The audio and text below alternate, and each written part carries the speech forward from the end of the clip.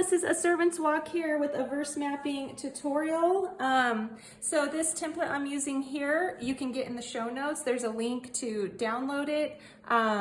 There is a difference though, in the one in the show notes, it just says verse map instead of verse mapper. So that is the only difference. Of course, you can also do your verse map just on blank paper. You don't need a template to do this. So I'm gonna go ahead and walk you through how to use this template.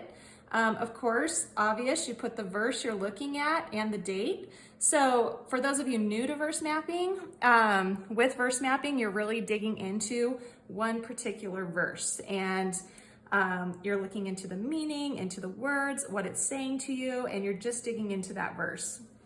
Now, what I like about this one is that you can compare different translations right next to each other. So I'm going to start off by, and I already wrote it out for you, but I am using the New Living Translation, and I'm going to write out the verse as it is in the New Living Translation.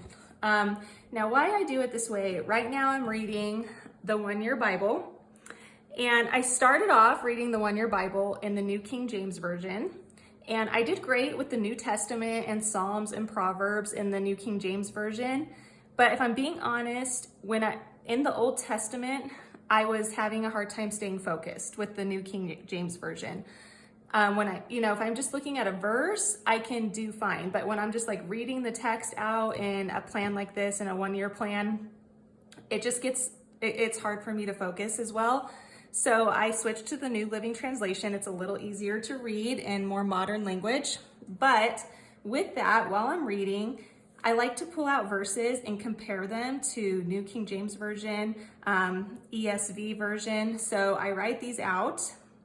So what I do when I'm reading my one-year Bible is, I underline and I highlight verses that I have a question about. They're interesting to me. They're speaking to me at that moment. I highlight those verses, and that's how I choose which verses I want to verse map.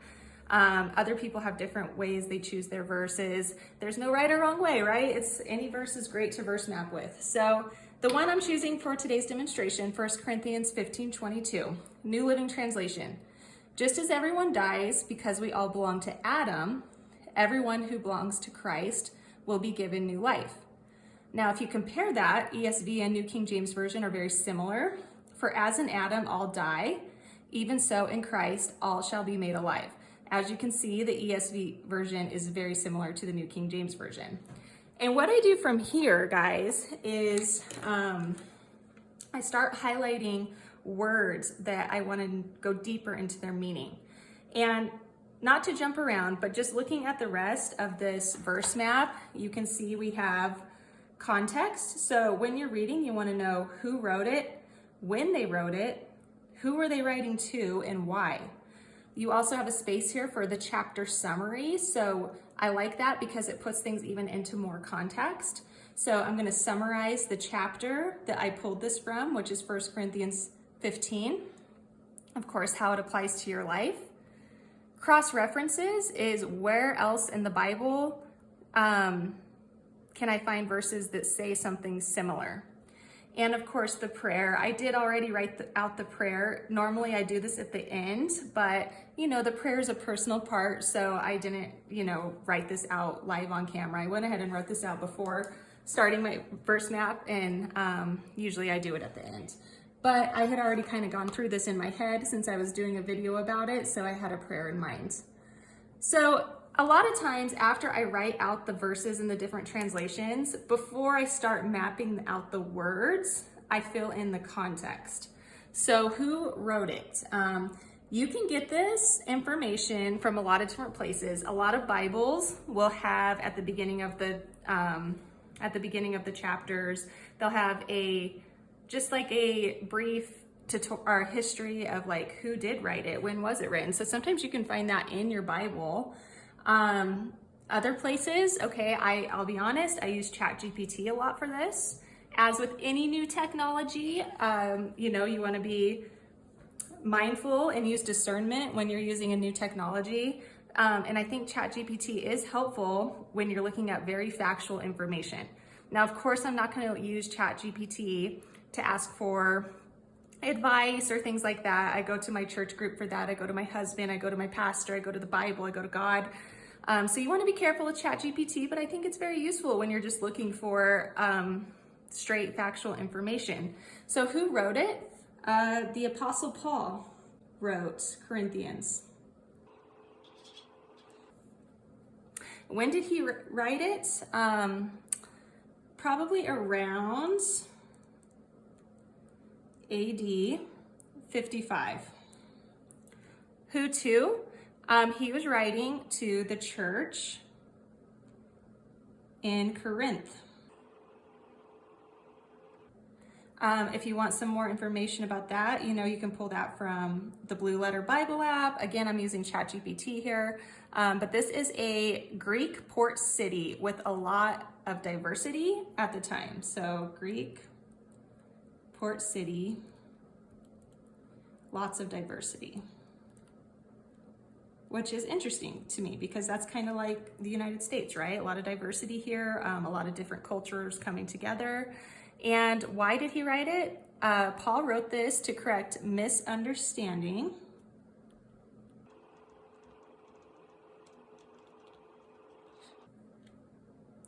about the resurrection and to strengthen believers' faith in Christ's victory over death. So he was writing to correct misunderstandings about the resurrection.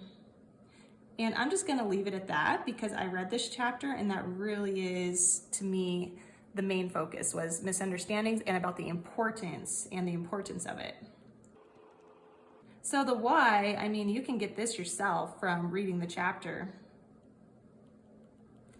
Okay, so now I have that. A lot of times I'll go ahead and do the chapter summary as well before I start mapping. Okay, so the chapter summary, I recommend, of course, reading it yourself. So read the chapter that your verse comes from. You don't have to read the whole book. I don't have to read the whole book of 1 Corinthians, but at least to get it into context, I'm gonna read 1 Corinthians 15.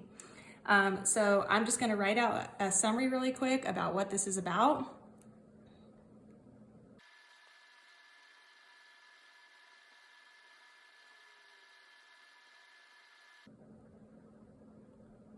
Okay, so now that I have this all written out, I feel ready to start really digging into the verse. I have a pretty good understanding of, who wrote it, when did they write it, what the context is, because I have the chapter summary around it. Okay, so now what I'm going to do is I'm going to start highlighting words in the verse that jump out to me that I want to dig into more. So I'm using these colored Sharpie highlighters. I just got these at Walmart. So I'm just going to pick out a couple colors here that are different from each other so that I don't get them confused. A lot of them are kind of similar. So the first one that really stands out to me is everyone. So I'm going to highlight everyone. And it's different in this verse. So instead of everyone, it says all. So those to me are they're similar, so I'm going to keep it in blue.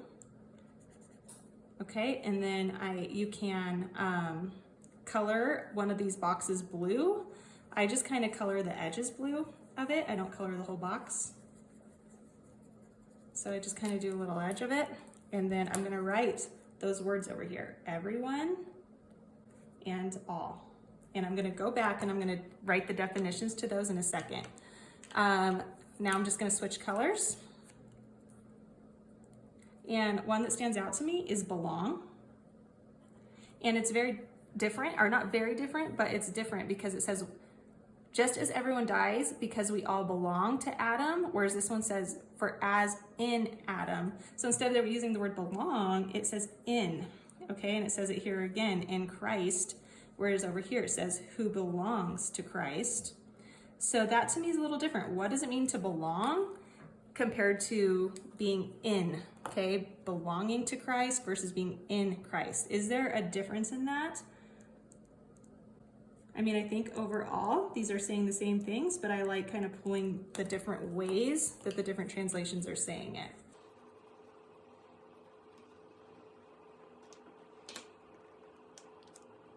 Here's another everyone, so I'm just gonna highlight that.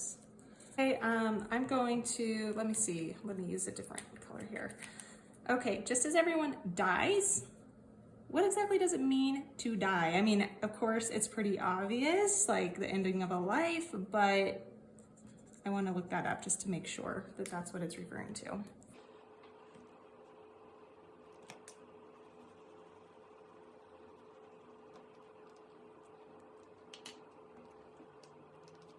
Okay, this one stands out to me, given. We will be given new life. That word's only used in the New Living Translation.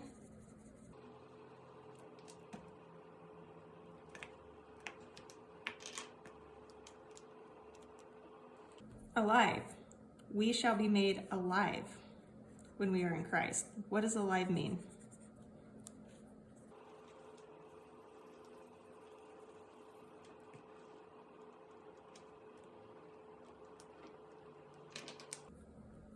Okay, these ones say alive. This one says life. So we'll be giving new life, okay? Instead of alive. I just kind of want to compare the differences between alive and life. The other one I wanted to do was made.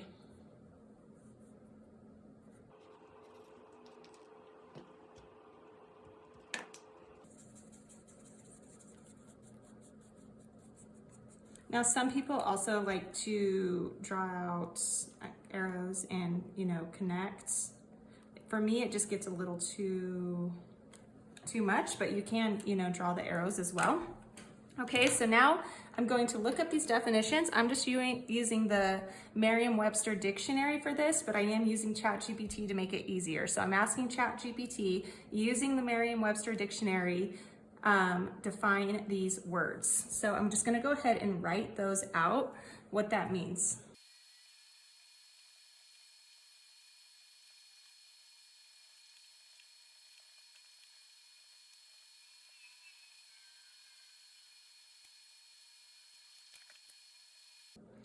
Okay guys, so I'm done writing out all those meanings there, and it really is crazy how, like, when you're reading a verse, you think, I know what dies means, I know what everyone means, but there's something about sitting and really looking up those definitions.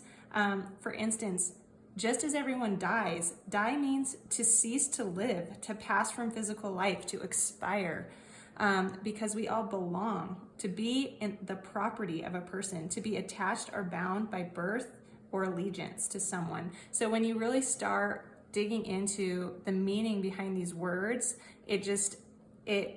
it really hits home for me with a lot of this. One of the big ones I was looking at was the difference between belong and in, because New Living Translation says, just as everyone dies, because we all belong to Adam. Whereas the other verses say, for as in Adam, all die.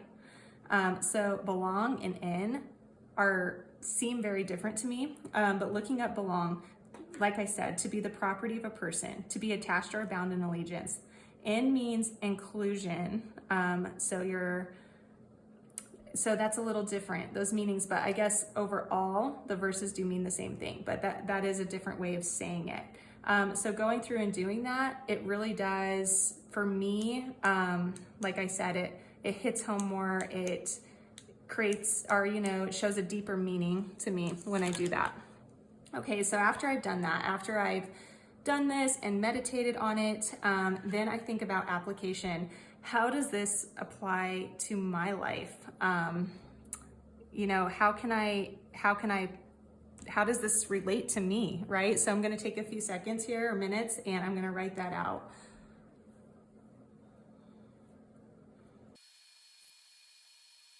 Okay, and lastly here, cross-references. I think this is just good to have, to look at where else in the Bible does God say something similar. So you can use the Blue Letter Bible app. I do use ChatGPT for this part, but of course you need to always verify the verses you're getting and take some time and look them up yourself and see what they say. So I'm just gonna go ahead and write these out, and you can write out the full verse. or you can just put it here for your reference later. For now, for demonstration purposes, I'm just gonna put the verses instead of writing out exactly what they say.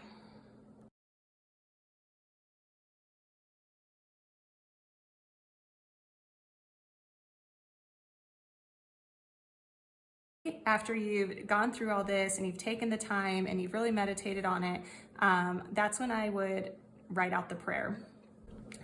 So that's it in a nutshell, guys. And